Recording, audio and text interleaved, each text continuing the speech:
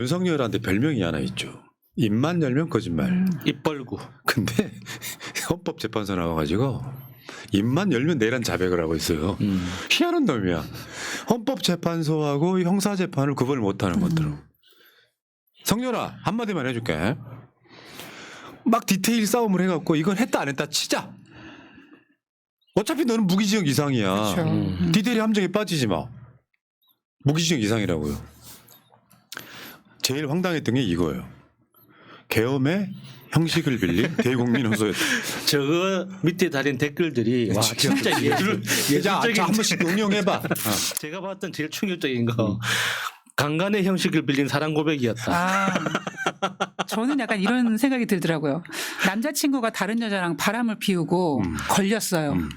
난 네가 나를 사랑하는지 테스트하기 위해서 입으로 바람을 핀 거야. 아 미친놈. 이렇게 딱 그런 거 아니에요. 도둑질 강도질하러 들어갔는데 걸리니까 한 일이 보안 시스템 방범 시스템이 잘 됐나 테스트해 보려고. 네. 저건 진짜 완전 개코미디지.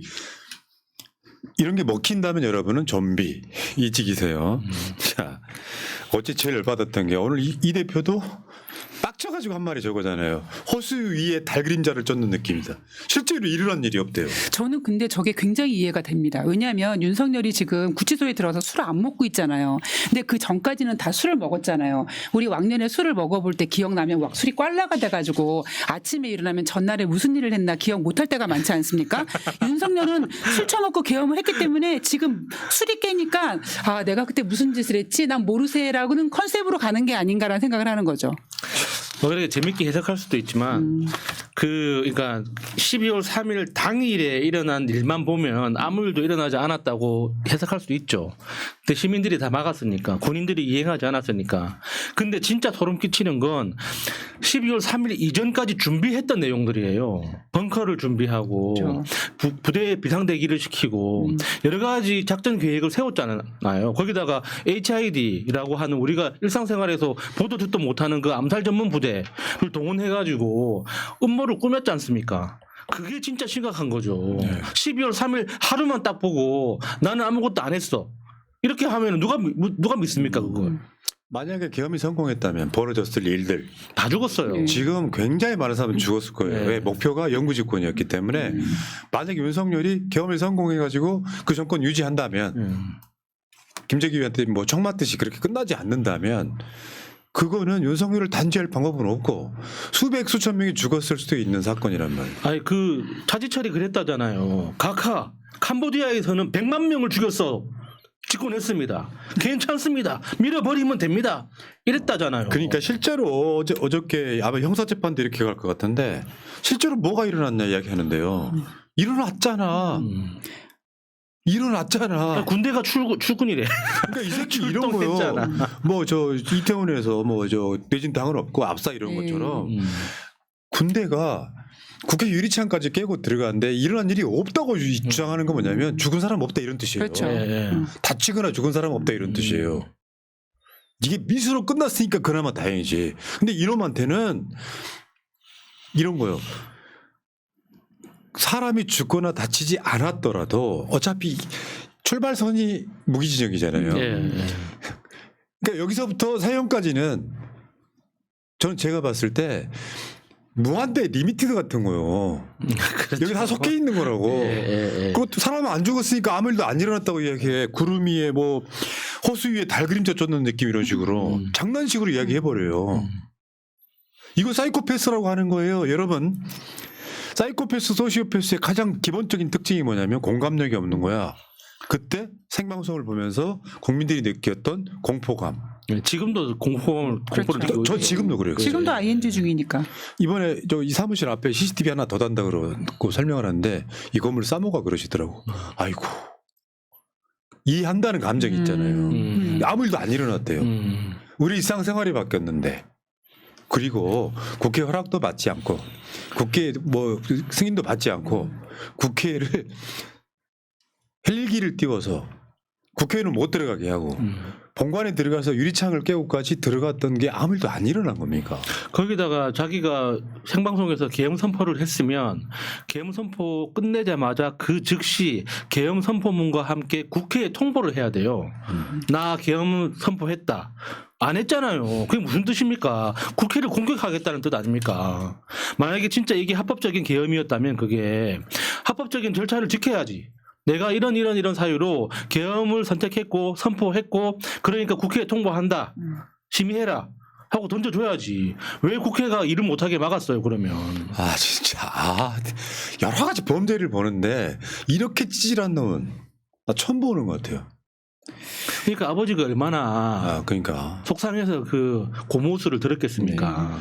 입만 열면 거짓말을 그렇게 해야 되는데 성질 같았으면 그러니까. 고무수에다가 뭐 넣어서 때리고 싶었겠지. 그러니까 저번에 그 윤석열이하고 자기 아버지하고 찍은 사진 보여주면요 그 느낌 속에 좀 모자란 애가 보여요 진짜로. 그렇죠.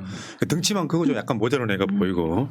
근데 어제 뭐냐면 선관위에 군 투입한 거 내가 김용현한테 지시했다. 저게 진짜 그 정말 탄핵감인 거죠. 왜냐하면 선관위는 헌법기관이기 때문에 헌법기관에 군을 보내서 선관위의 기능을 마비시켰다. 이 자체가 헌법에 위반되는 거 아니겠습니까? 저거 하나 확실하게 시인한 것만으로도 쟤는 탄핵감인 거죠. 그러니까 선관위에 무슨 문제가 있어. 자기 친구까지 사무총장으로 보내서 실무를 맡겼어. 내가 계속 말씀드려요. 여러분 속지 마십시오. 윤석열은 부정선거가 없다는 걸 알고 있습니다. 예. 그러니까 윤석열이 이번 계엄을 성공하기 위해서 그래서 국회를 해산할 목적으로 해산의 이유가 부정선거였단 말이에요. 예. 자기 친구까지 보냈어요. 달리 쉽게 표현하면 다른 거 볼 필요도 없는 거예요. 선관위에 서버가 문제가 있다. 네. 평상시 때는 인터넷선을 빼놓는다고 그래서 해킹을 못해. 국정원을 시켜서 점검해봐라 해서 비밀번호. 국정원이 들어가서 야 우리 이거 한번 테스트 한번 해볼게. 그러니까 연결해주고 비밀번호까지 쉬운 걸로 만들어준 거야. 1, 2, 3, 4, 5로. 예. 한번 들어와 봐라. 문제점 발견을 못했어. 여기까지 끝났는데 이거를 윤석열이가 부정선거가 있다고 어저께 이제 내가 계엄을 한 이유가 사실은 다른 걸 다 떠나서 부정선거가 있는지 없는지 확인해야 하는 차원이었다고 얘기하잖아요. 근데 윤석열의 말을 잘 들어보면요. 윤석열의 말 자체가 앞뒤가 안 맞아요. 윤석열이 어떻게 진술을 하냐면 내가 검사 시절 때부터 선거 그 사건 보고를 받아보면 투표함을 개함할 때 그 과정에서 여러 가지 상식적으로 납득하기 힘든 문제들이 있더라. 그래서 평소에 문제의식을 가지고 있었다. 그러면은 개함 시스템을 확인해 봐야 되잖아요. 그러니까 투표한 용지를 개함하는 과정에서 문제가 있었기 때문에 서버를 들여다보는 게 말이 됩니까? 투표 종이를 세는 거하고 서버하고 무슨 상관이 있는데요? 아무 상관이 없어요. 그런데 이거는 내가 종이에 문제가 있기 때문에 컴퓨터를 들여다보겠다 하는 거하고 똑같은 거거든요. 무슨 말입니까 그게? 어제 했던 이야기 저거예요. 군인들은 장관의 계엄 선포와 장관의 지시가 있으면 서버를 압수하네 뭐네 이런 식으로 생각할지 모르지만 제가 내린 지시는 가서 무슨 장비가 어떤 시스템으로 가동되는지 보라는 근데 거예요. 그러면 군인이 사진을- 어떻게 하냐고요. 아니 그게 아니라 그러면 사진을 왜 찍냐고. 그게 그 군인들이 사진 찍는 장면 나오지 않습니까? 사진 찍는 게 무슨 뜻이냐면 그 배선 서버에 들어가 있는 배선이 엄청 복잡하기 때문에 그 배선으로 사진을 찍는다는 건 서버를 옮기겠다는 뜻이에요.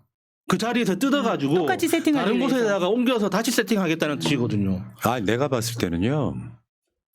선관위 서버를 뜯어가서 뭐 하겠다는 것보다도 선관위 서버를 아예 없애버리고요. 선관위 직원 몇 놈 잡아다가 노상훈 등장하잖아요. 손가락 몇 개 야구 잘라주고. 야구방망이. 부정선거 했다고 불어. 네. 그러면 국회 해산의 요소가 만들어지는 거예요. 그러니까 부정선거는 사실 이렇게 설명하면 돼요. 없을 수는 없어요. 지역 같은 데서 좀 이 후보랑 친한 뭐 선거 종사자들이 미분리표 정도를 살짝 이렇게 할 수는 있는데 조직적으로 이루어지는 건 사실상 불가능하고 그렇죠. 예. 이거 윤석열도 안다니까. 그런데 자기 영구집권을 위해서 계엄을 위해서는 선관위 부정선거가 존재해야 돼. 그거 이야기하는 것 같고요. 어쨌건 지가 내가 김용현한테 지시했다 그러면서 무슨 시스템이 어떻게 가동되는지 보라는 거였고 저렇게 얘기하는 거는 저는 구구들을 위해서 향해서 얘기한 거라고 생각을 하고요. 그리고 자꾸 부정선거에 대한 이야기를 하는 건 자기의 장기 집권을 위해서 일단 민주당이 총선에서 많이 그 자리수를 의회수를 자짓수를 차지했기 때문에 의회를 해산하기 위해서 집착하는 게 아닌가 싶습니다. 그러니까 부정선거 없다는 거 알고 있어요. 예, 알고 이게 있어요. 더 미련한 예. 거야. 선관위 군 투입은 내가 지시했고 국무위원들한테 해제 계획을 안 알렸다. 이것도 웃겨요. 아니, 그러니까 나는 계엄을 잠깐 한 2시간만 하고 해제될 걸 알고 있었는데 국무위원들한테 난 안 알려줬어. 왜냐, 진짜- 안 알려줌. 진짜인 척 해야 되니까. 진짜라고 해야지 얘들이 긴장하고 긴장하니까. 시키는 대로 할 거니까 나는 다 비밀로 했다 이 말이잖아요. 정신병자 아니에요? 그러면은 윤석열 말 속에 뭐가 있냐면 그 당시에 그 자리에 있던 국무위원들은 대부분 반대한 사람이 없었다는 뜻이죠. 그렇죠. 그러니까 여기에 여러 가지 맥락들이 들어있는 거예요. 윤석열은 비록 거짓말을 하지만 그 거짓말 속에서도 다른 사람 죽이는 메시지들이 다 들어가 있는 겁니다. 진짜 대단한 놈이에요. 진짜. 대단한 놈이에요. 진짜. 아니, 그러니까 이 모든 게 내란 자백이라니까. 네, 그렇죠.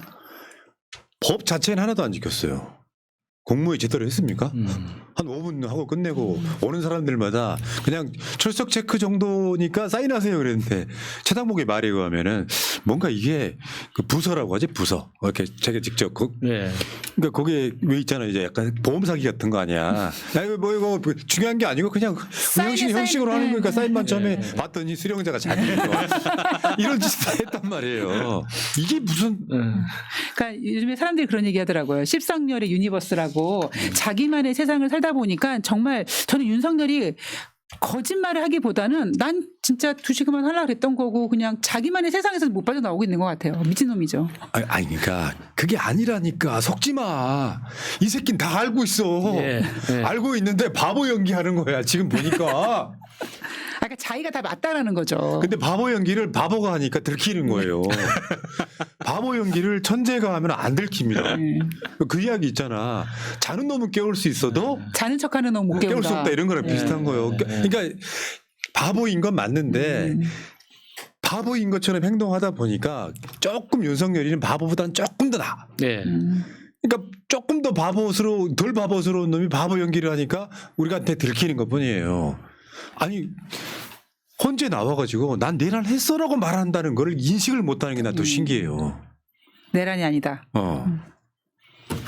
자 그리고 야 윤석열 어제 나와가지고 아까 그 이진우랑 뭐 변호인 같이 쓴다 그랬잖아요. 그러니까 그 입을 확실히 맞추고 나왔는데 야 너 있잖아 이게 불법인지 몰랐다 그래. 불법인지 몰랐다 그래. 불법인지 모른다고 해서 그 죄가 안 되는 건 아니잖아요. 그러니까 자기 실드이긴 하죠. 네. 그런 식으로 입 맞추기를 했는데 홍장원하고는 입을 맞출 수가 없었던 거고요. 그렇죠. 곽정근 나왔을 때 어떤 표정이 되는지 한번 지켜보는 것도 재미가 있을 것 같고 자 언론사의 헤드라인이에요. 속속 드러난 윤석열의 거짓말 언제까지 계속할 거냐. 사실 저거 제가 봤을 때 약간 좀 공해란 느낌 듭니다. 스트레스 받게 만들더라고요. 윤석열이 누구를 불러다가 어떤 거짓말을 해도 내란인 건 변하지 않습니다. 네. 속속 드러날 윤석열 거짓말 언제까지 계속할 것인가. 나중에 윤석열이 저 윤석열 아닙니다 할 때까지 계속할 것 같아요. 진짜로. 끝이 없을 것 같습니다. 뭐 한 1년만 지나도 윤석열한테 그렇게 마이크를 들이댈 일도 별로 없을 거라고. 예. 이 세상에 없을 예. 거니까. 그건 아니고. 같은 시간에 국회에서는 국정조사 청문회가 열리고 있었죠. 자 곽정근. 자, 대통령께서 저에게 직접 비아폰으로 아직 의결 전족수가 채워지지 않은 것 같다. 빨리 국회 문을 부수고 들어가서 라고 지난번에 그 주블리 의원과 같이 얘기했을 때 똑같은 발언을 했습니다. 문을 부수고 들어가서 안에 있는 인원을 끄집어내라 라고 이야기를 했죠. 자, 그러니까 이렇게 이야기했잖아요.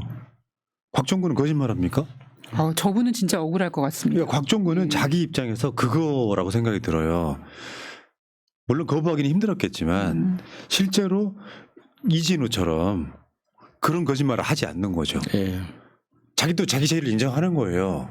그런 부당한 명령에 대해서는 거부해야 맞다고 하는 것을. 그러니까 부당한 명령인 걸 알지만 이게 만에 하나 나한테 좋은 기회가 된다면 이라는 그 가능성 하나 때문에 잘못을 저질렀겠죠. 근데 지금 곽종근 사령관은 그걸 인정하잖아요. 내가 잘못된 마음을 먹었었다. 그러니까 지금에 와서도 그러니까 책임은 나한테 있지 내 지시를 따랐던 여단장이나 현장에 있던 부하들한테는 선처를 바란다고 지금 읍소를 하지 않습니까? 그게 어제 나왔던 진짜 중요한 게 있어요.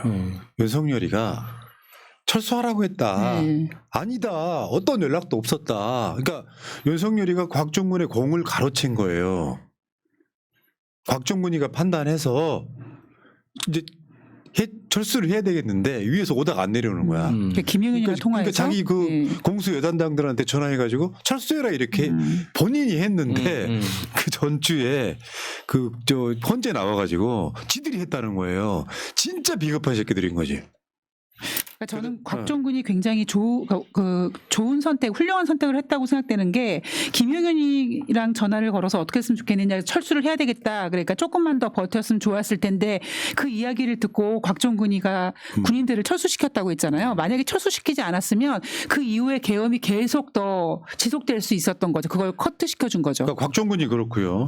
홍장원 싹 다 잡아들여 싹 다 정리해 국정원에 대공수사권 줄 테니 도와주라는 취지로 말했죠.